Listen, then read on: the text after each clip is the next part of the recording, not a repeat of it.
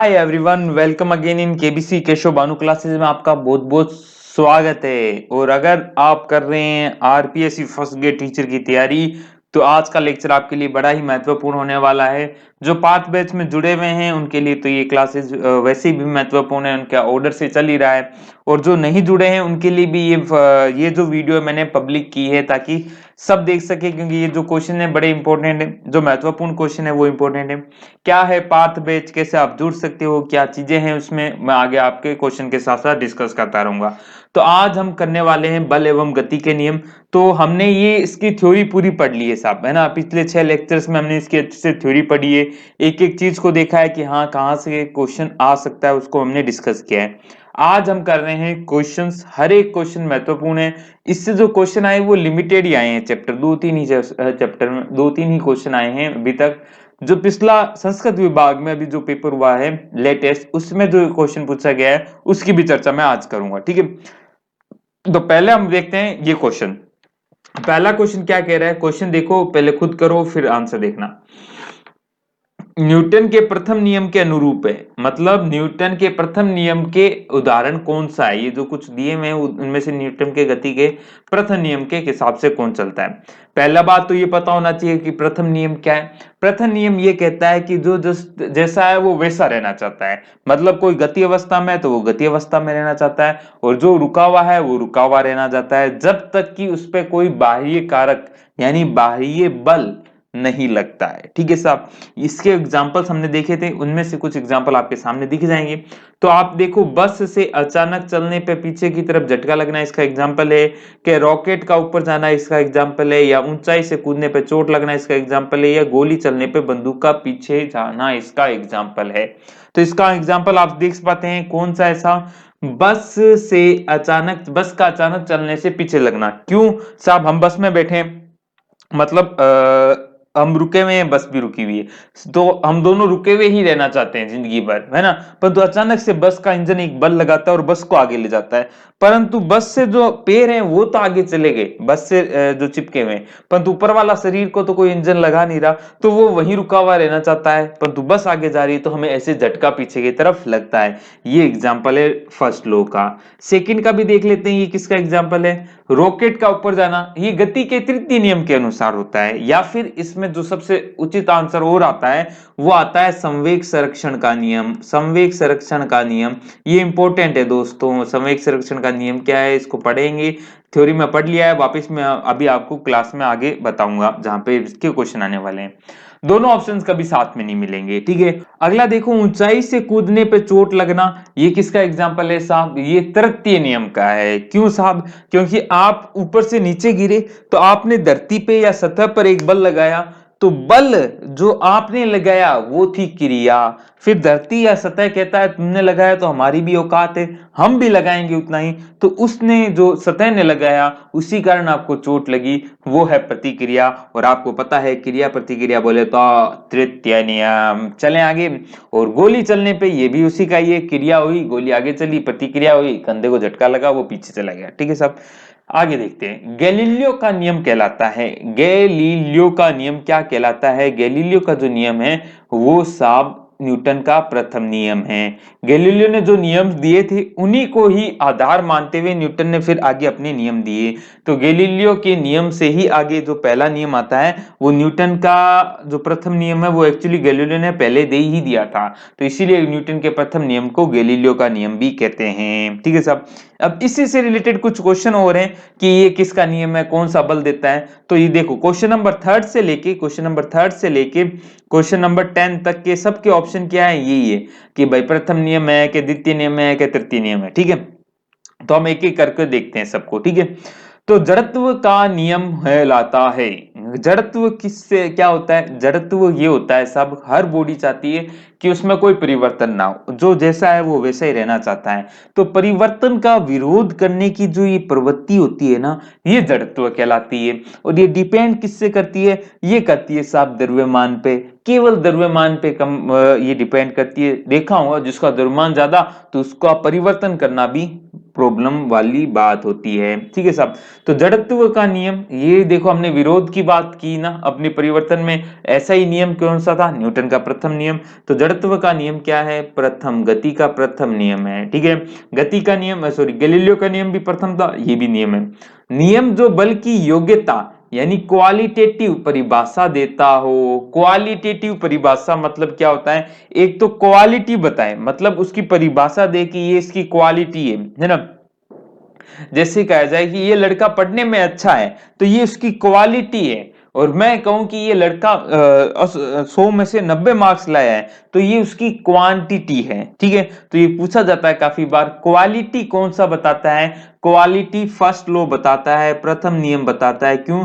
क्योंकि क्वालिटी तो बता रहा है कि बल वह कारक है जो किसी वस्तु की विरामावस्था या गत्यावस्था को चेंज कर सकता है, तो ये बल की क्वालिटी हो गई। ठीक है, तो यही चीज किसमें आती है? प्रथम नियम में। अगला नियम देखो, वह नियम जो बल की परिभाषा दे, परिभाषा भी इसी से मिलती है हमें, तो वो प्रथम नियम आ गया। ठीक है साहब, आगे चलें। बल का मान त्वरण व द्रव्यमान के गुणनफल होता है, ये संबंधित है। तो बल का मान यानी force is equal to M A कहां से मिलता है? तो आपने देखा होगा ये मिलता है द्वितीय नियम से। गति का द्वितीय नियम क्या कहता है? वो सिंपल सी बात कहता है कि जो बल है वो संवेग परिवर्तन की दर के समानुपाती होता है। एक्चुअल में उल्टा कहता है। एक्चुअल में तो क्या कहता है? किसी वस्तु के संवेग परिवर्तन की जो दर है उस पे लगे या आरोपित हुए असंतुलित बल के अनुक्रमानुपाती होता है या समानुपाती होता है, और बल की दिशा में होता है। ये नियम क्या हुआ है हमने डिटेल में पढ़ा हुआ है, इसलिए मैं ज्यादा नहीं जाऊंगा। वहीं से जो आता है ये फॉर्मूला आता है, बल बराबर मास इंटू एक्सेलरेशन। तो ये कहां से मिलेगा? सेकंड लॉ से मिलेगा। अब हमें यहां पे देखो क्या मिल गई? मात्रा मिल गई ना, मात्रा मिली है दूसरे रूल में कि भाई ये 5 न्यूटन आएगा, 10 न्यूटन आएगा, जो भी फॉर्मूले से आंसर आएगा वो मात्रा मिल जाती है।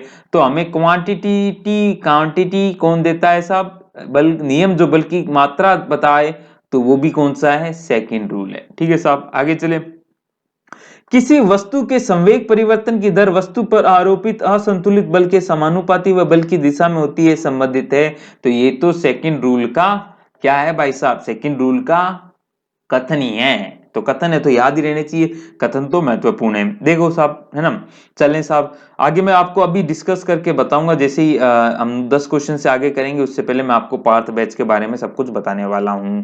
देखना वीडियो जरूरी है।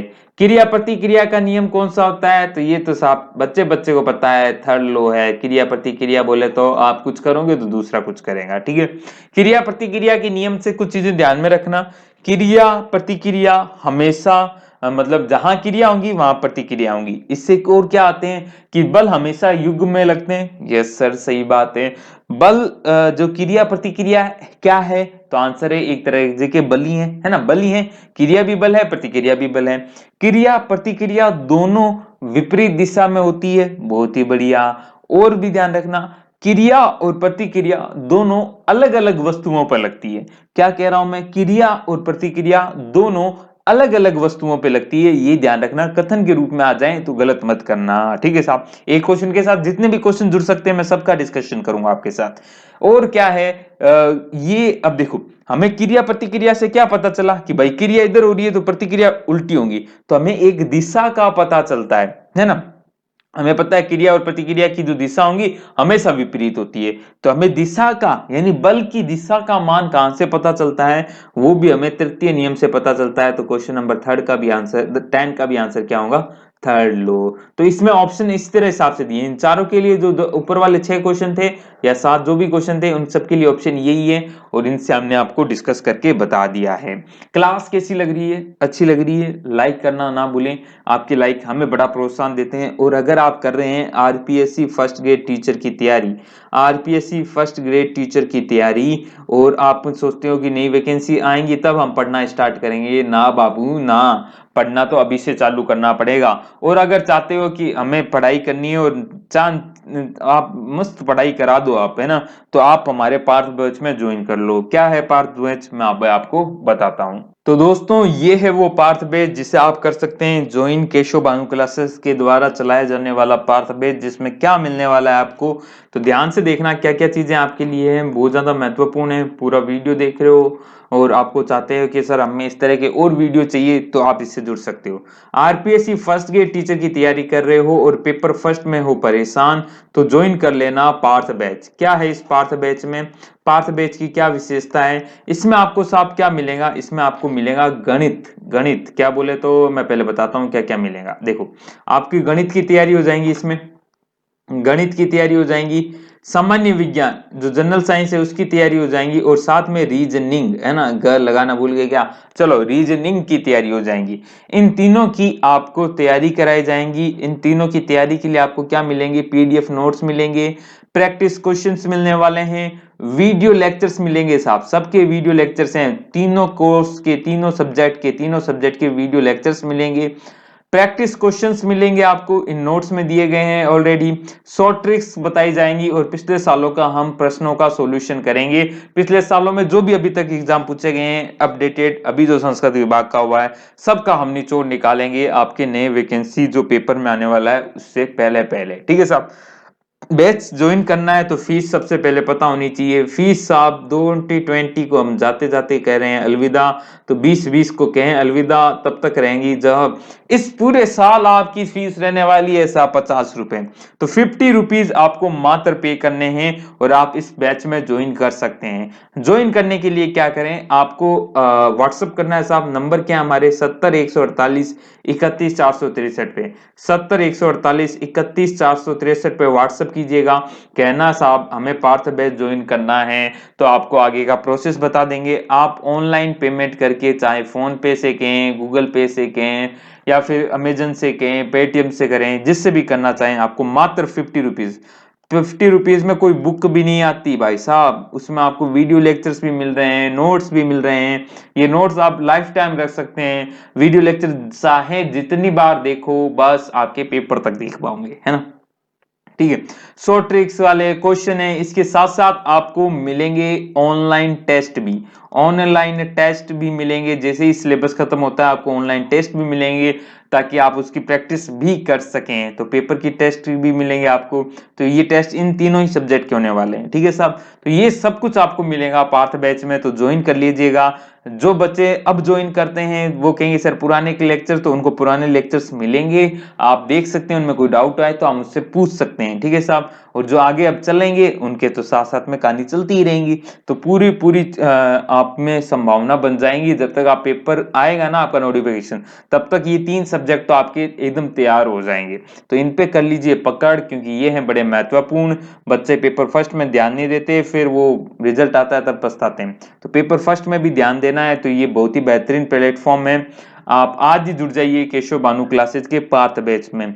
वीडियो को शेयर भी कीजिए, अपने दोस्तों को भी बताएं इस बैच के बारे में, और अगर जो ज्वाइन कर रखे हैं उनको पता है कि क्लासेस चलती हैं वहां पे, और आपको नोट्स, और जैसे ही आप ज्वाइन करते हो तुरंत नोट्स मिल जाएंगे आपको, ताकि आप अपनी स्टडी जब चाहे जब कर सकते हैं। उनको प्रिंट कराओ, जो कराओ आपकी मर्जी है। ठीक है साहब, मात्र 50 रुपीज है। 2020 में जाते जाते कुछ तो अच्छा करके जाओ अपनी लाइफ के लिए, ताकि आपका 2020 इतना भी खराब ना हो जाए, है ना।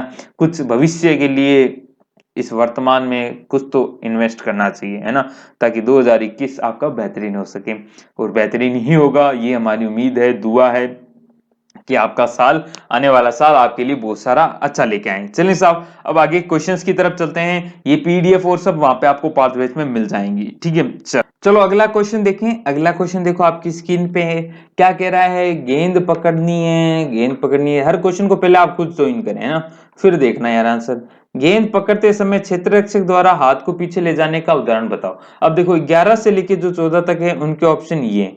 ठीक है, अगेन देखो क्वेश्चन तो वही है, परंतु इनमें सब में क्या है, आपको एग्जाम्पल दिए हैं, पिछले क्या थे, वो नाम से रिलेटेड थे। ठीक है, तो गेंद पकड़ते समय क्षेत्ररक्षक अपने हाथ को पीछे क्यों लेके जाता है, ताकि जो संवेग परिवर्तन में समय लग रहा है वो ज्यादा हो जाए, ताकि उसको चोट कम से कम लगे, इसीलिए वो गेंद पकड़ते समय पीछे लेके जाता है। तो ये सब किससे रिलेटेड है, द्वितीय नियम से है। तो ये किसका उदाहरण है, सेकंड लॉ का।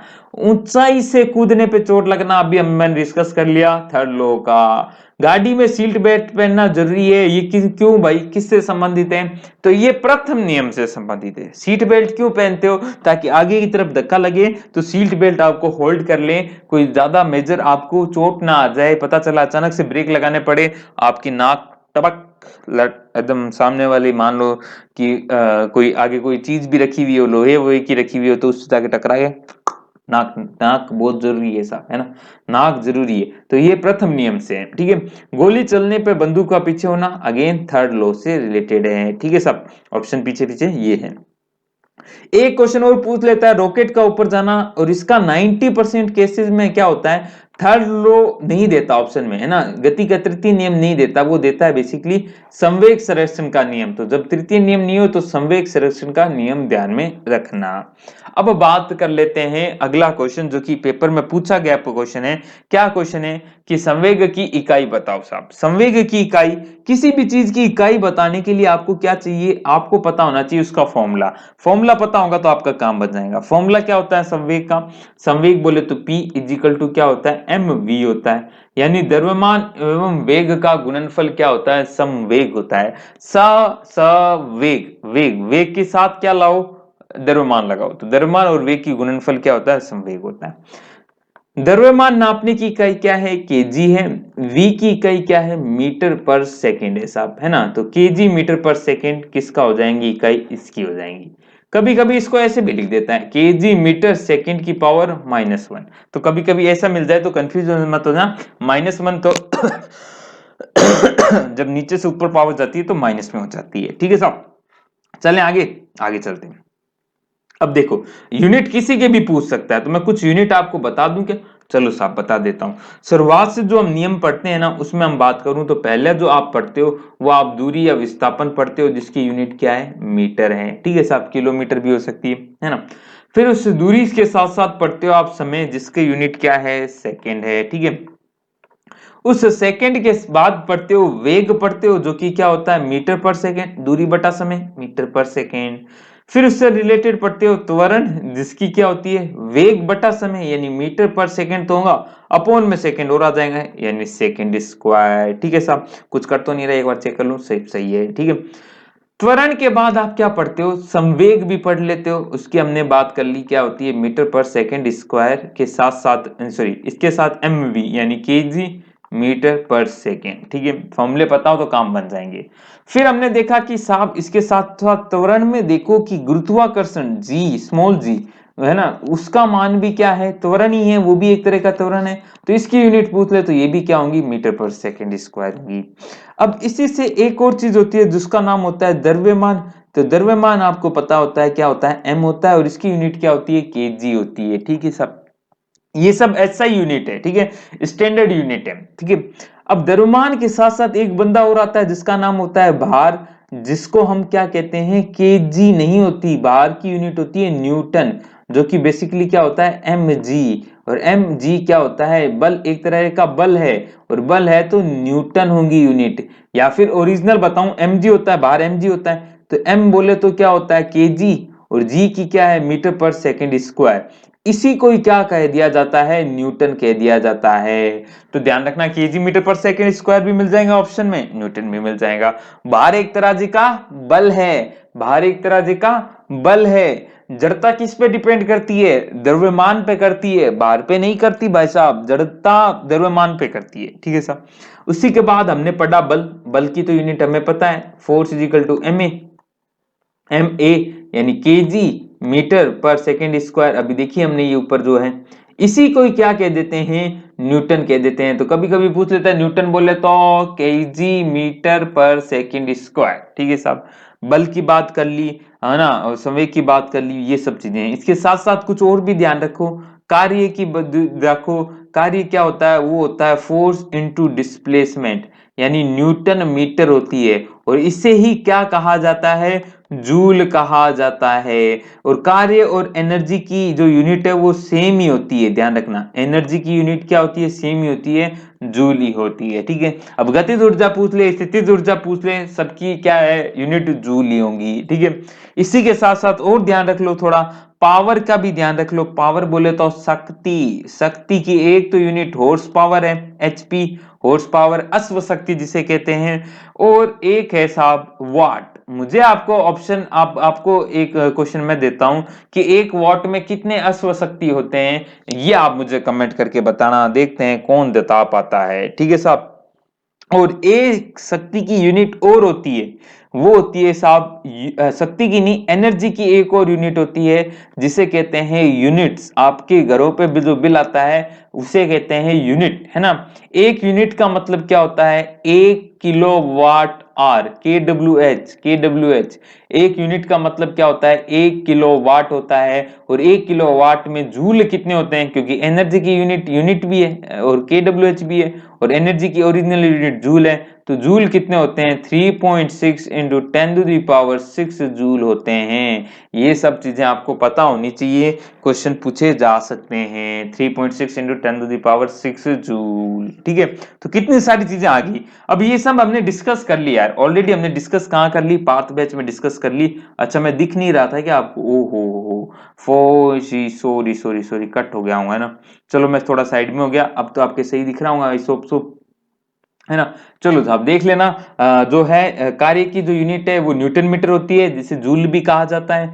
शक्ति की हॉर्स पावर यानी अश्व शक्ति भी होती है, और साथ में वॉट होती है ओरिजिनल। वॉट, एक वॉट कितना होता है साहब, क्या होता है, जूल पर सेकंड क्या कहलाता है, वॉट कहलाता है। जूल पर सेकंड क्या कहलाता है, वॉट कहलाता है। और वॉट एनर्जी की एक और यूनिट होती है जिसे यूनिटी कहते हैं, जैसे आपके घर पे बिल आता है ना, 5 यूनिट 10 यूनिट, वो वाली यूनिट, ठीक है। एक यूनिट का मतलब क्या होता है, के डब्ल्यू एच, यानी किलोवाट आर, है ना। आर मतलब घंटा, किलोवाट किलोवाट हो गया।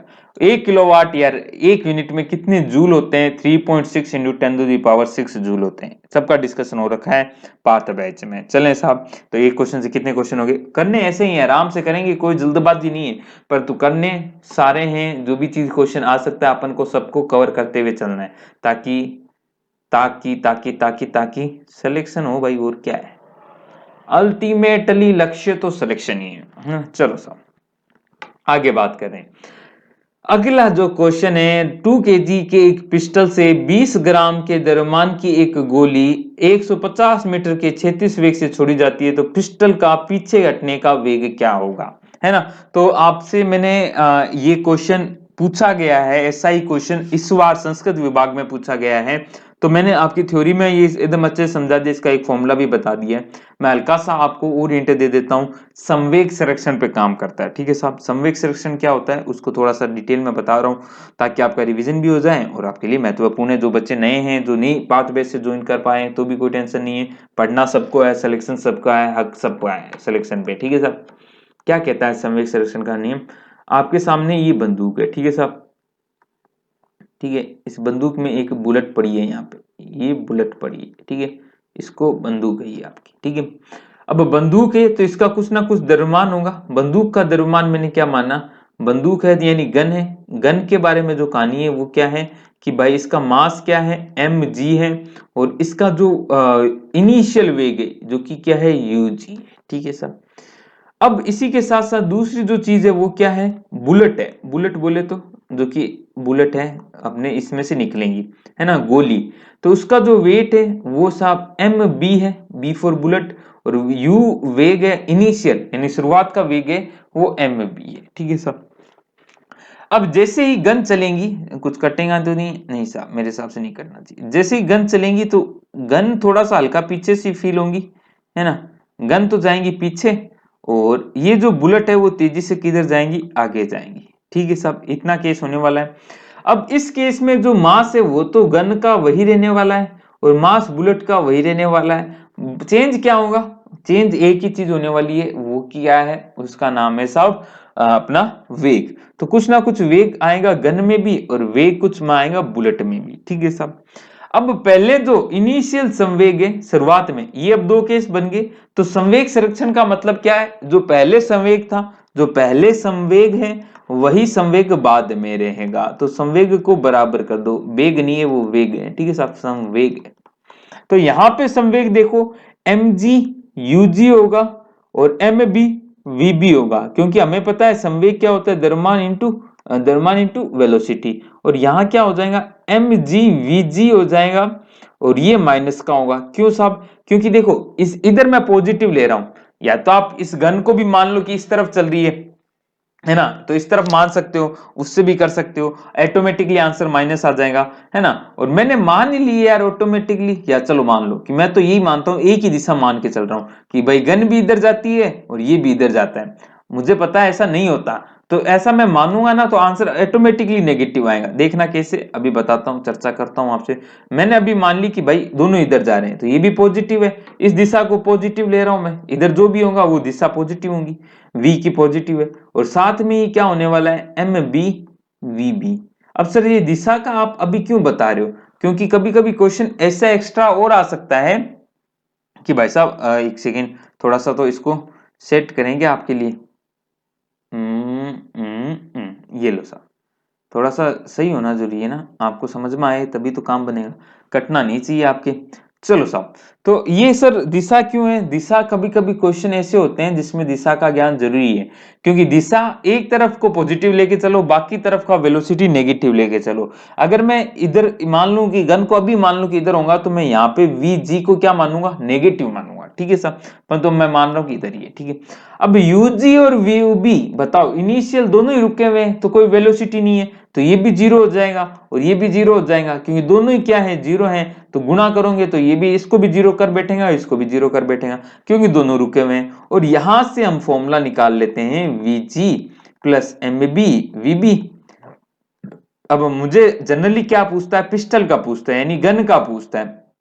तो गन कितना आएगा, गन की वैल्यू होगी एम जी वीजी, ये तो पड़ा है, ये इधर आके नेगेटिव हो जाएगा, एम बी वीबी अपॉन में इसको और डाल दो यार, इसको यहां से हटाओ, एम जी को, नीचे आया एम जी। तो ये फॉर्मूला बन जाता है बेसिकली, ठीक है साहब, एम जी एम बी वीबी अपॉन एम जी, ठीक है।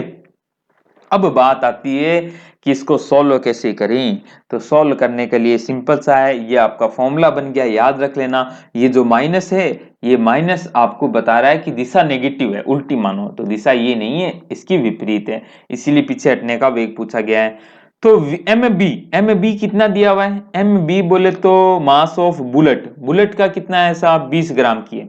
तो या तो इसको भी केजी में बदलो और उसको भी केजी में रखो।